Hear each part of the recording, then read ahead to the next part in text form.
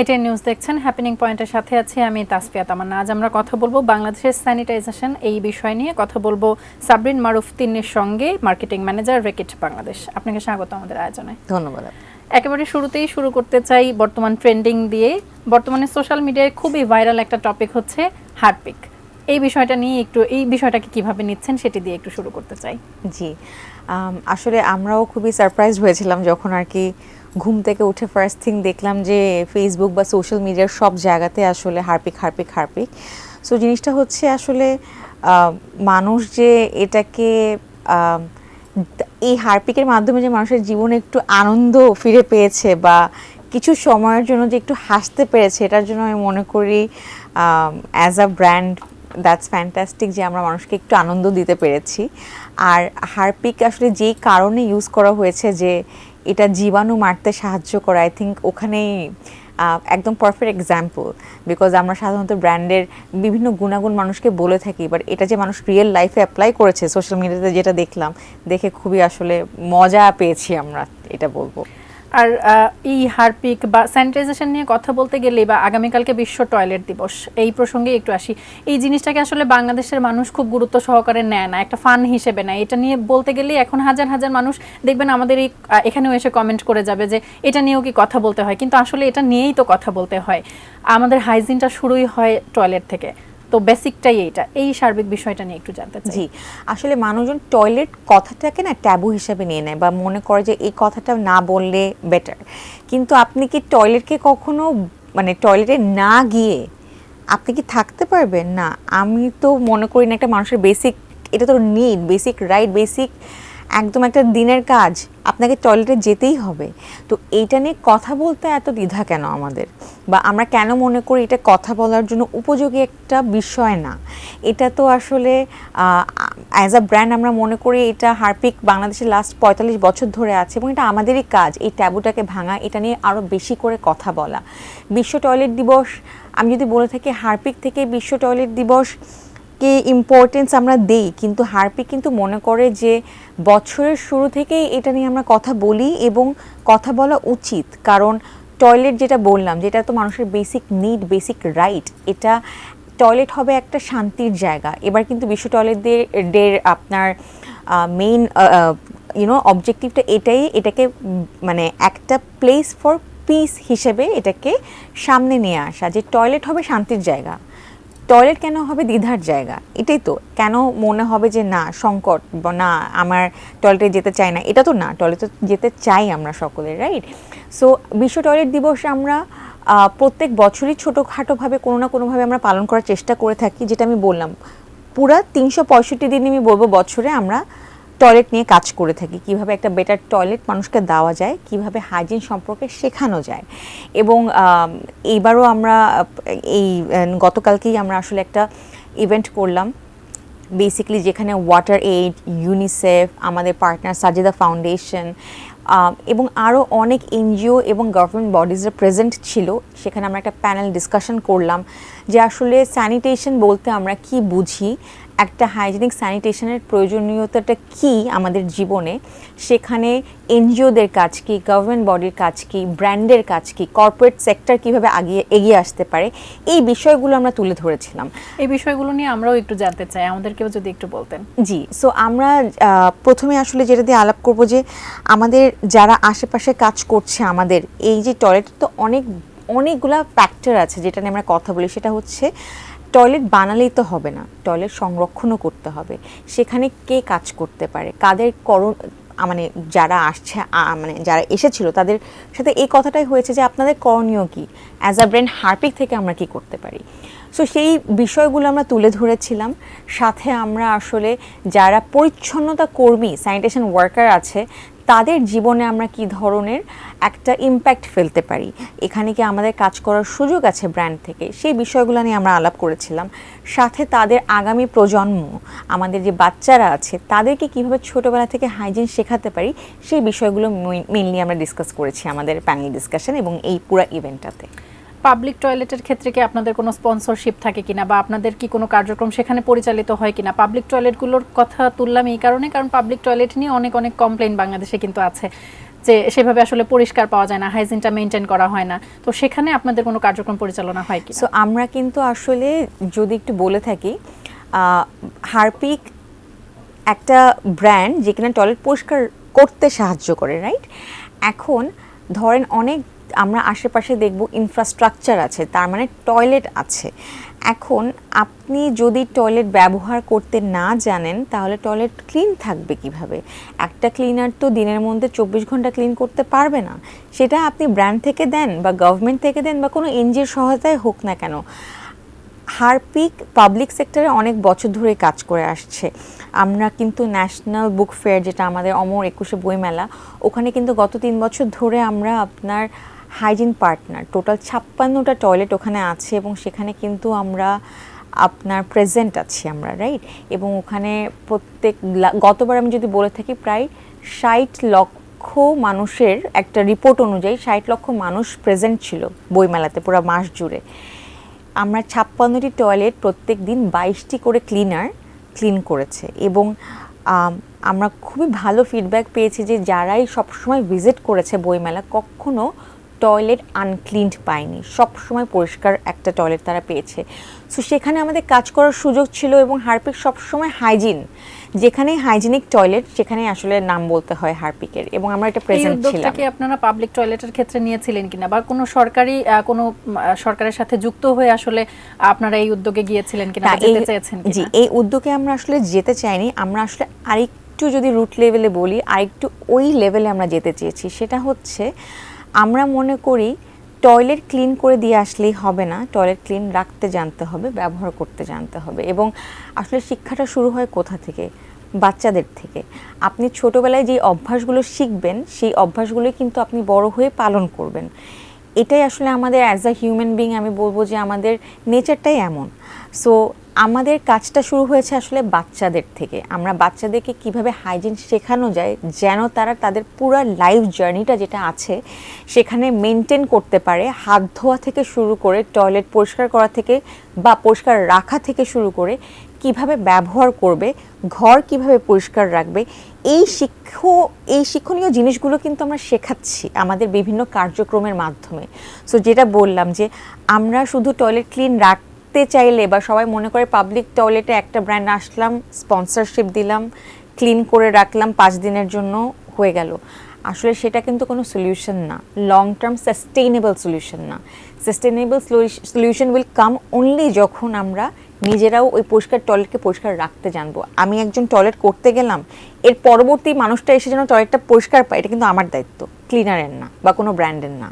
So বইমেলা প্রসঙ্গে আরো একটু জানতে চাই, বইমেলাতে যাওয়ার উদ্দেশ্যটা আসলে আপনি বললেন যে আমরা এখানে আপনি চেয়েছেন যে হাইজিন মেনটেন করে যারা ঘুরতে যাবে তারা যেন টয়লেট ব্যবহার করতে পারে। এই জিনিসটা কিভাবে মাথায় এলো বইমেলার? সো বইমেলা, অমর 21শে বইমেলা তো আমাদের, আমি মনে করি আমাদের সবার খুব কাছের একটা ইভেন্ট। এই মেলাটার জন্য ছোটবেলা থেকেই আমরা সবসময় আশা করে থাকতাম কবে ফেব্রুয়ারি মাস আসবে, কবে বইমেলাতে যাব সবাই একসাথে হয়ে। ছোটোবেলায় তো বাবা মার সাথে যাওয়া হতো, এরপরে ফ্রেন্ডদের সাথে যাওয়া হতো স্কুল ইউনিভার্সিটি লাইফে, এখন আসলে ফ্যামিলি নিয়ে যাওয়া হয়। তো এই পুরা মানে বাঙালির জন্য আসলে এটা খুবই ইম্পর্টেন্ট একটা জায়গা, একটা ইমোশনের জায়গা আমি বলবো বইমেলা। তো সেখান থেকেই আসলে মাথায় এলো যে এত মানুষ যাচ্ছে এবং নিজেদের এক্সপিরিয়েন্সও প্রিভিয়াসলি আমরা দেখেছি যে বইমেলাতে কিন্তু কেউ 1 ঘন্টার জন্য যায় না, বইমেলা তো একটা এক্সপিরিয়েন্স, আমরা অনেক সময়ের জন্য যাই। খুবই স্বাভাবিকভাবে একটু চা খেলাম, কফি খেলাম, একটু নাস্তা করলাম হালকা, এবং আপনার বাথরুমে যাওয়ার প্রয়োজন হয়।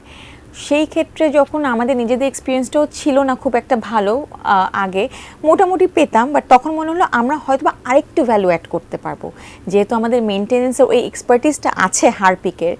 তো সেখান থেকেই আসলে আমাদের এই জার্নিটা শুরু, এবং তখন মনে হলো যে না, আমরা যদি আমাদের বাঙালি আমাদের যারা যাচ্ছেন অমর 21শে বইমেলাতে, তাদেরকে যদি একটা ভালো এক্সপিরিয়েন্স দিতে পারি, তাদের জন্য মাথার মধ্যে টয়লেটের টেনশনটা না থাকে এবং টয়লেটকে truly a place for peace হিসেবে আমরা রিপ্রেজেন্ট করতে পারি, সেখান থেকে এই চিন্তাটা নিয়ে আসা। একটু জানতে চাই, হারপিক নিয়ে অনেকক্ষণ কথা বলছি, হারপিক আসলে বড়দের জন্য কি করছে, একদম বয়োজ্যেষ্ঠ বড় বলতে বুঝিয়েছি, এবং বাচ্চাদের জন্য আসলে তারা কি উদ্যোগ নিয়েছে? জি, সো হারপিক আসলে আমি যেটা বলে রাখলাম, বলছিলাম যে আমরা তো বিগত ৪৫ বছরেরও বেশি ধরে বাংলাদেশে আছি এবং আমাদের কমিউনিকেশনের মাধ্যমে, আমাদের বিভিন্ন কাজের মাধ্যমে, সামাজিক কাজের মাধ্যমে আমরা আসলে মানুষকে শিখিয়ে আসছি কিভাবে আসলে টয়লেটটা পরিষ্কার রাখতে হয়।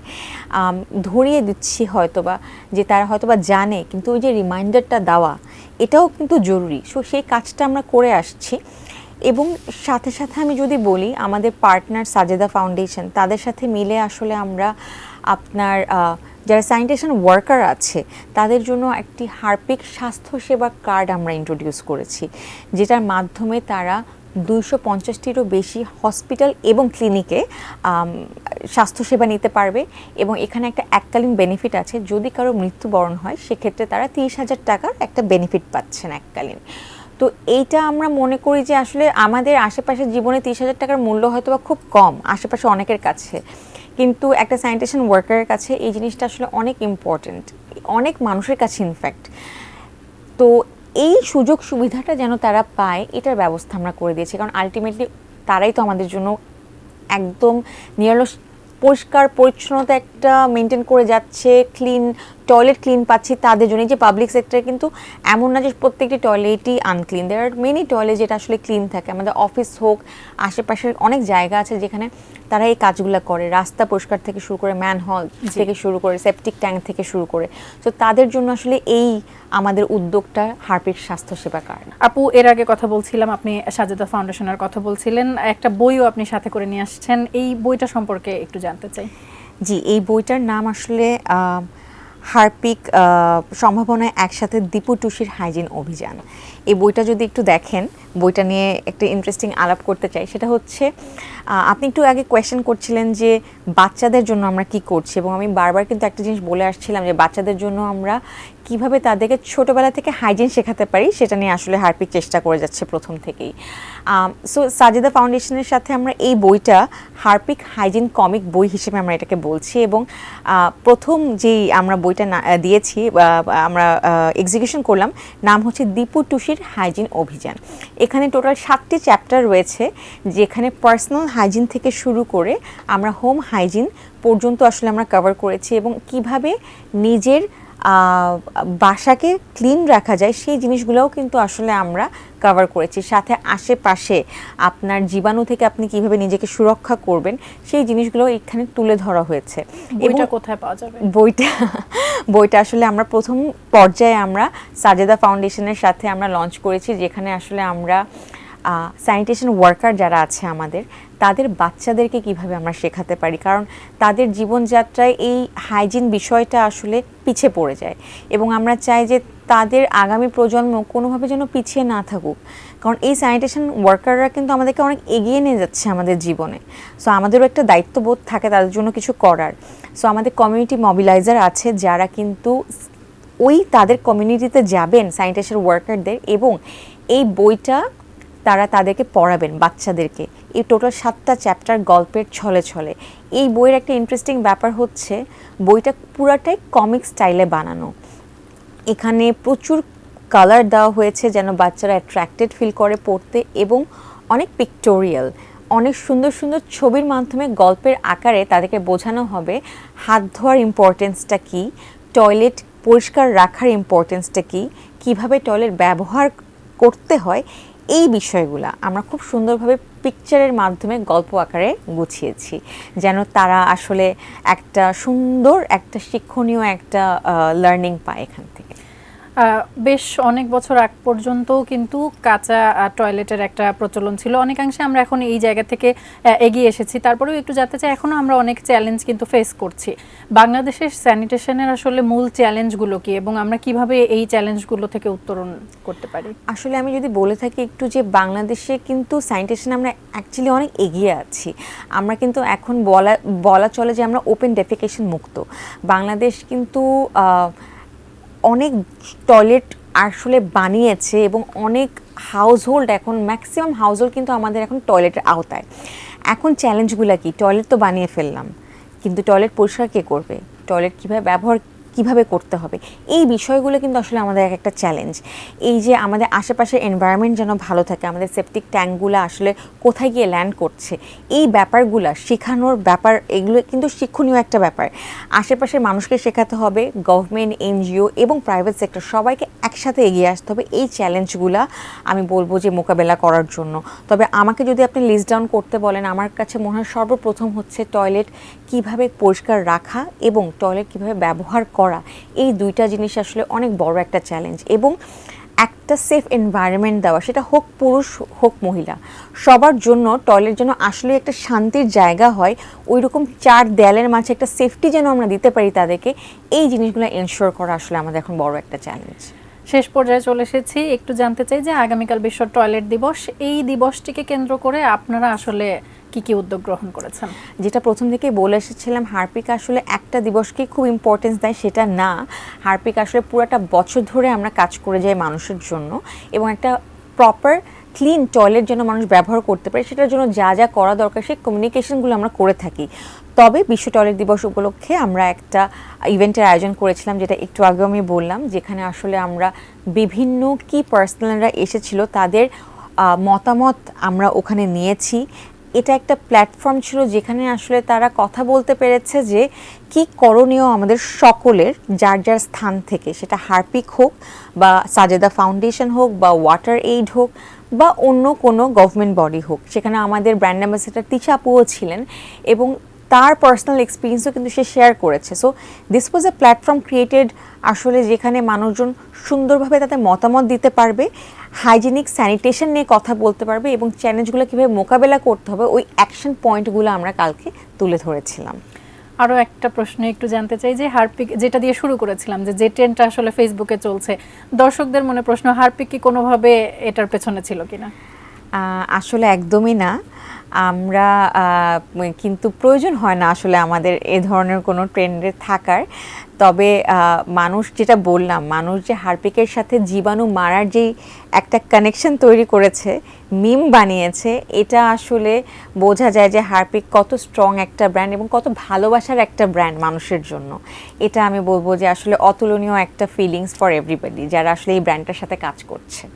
আপু, আপনাদের মাধ্যমে অনেক কিছু জানলাম এবং আপনাদের জন্য শুভকামনা। ধন্যবাদ। দর্শক, আজ আমরা কথা বলছিলাম বাংলাদেশের স্যানিটেশন এই বিষয়টি নিয়ে। এই বিষয়টি মোটেও মজা করার কোনো বিষয় নয়, এই বিষয়টি নিয়ে সর্বক্ষণ আমরা কথা বলছিলাম। আজকের আয়োজনে আগামী কোনো দিন কথা হবে অন্য কোনো বিষয় নিয়ে। সে পর্যন্ত সঙ্গেই থাকুন, দেখতে থাকুন এটিএন নিউজ।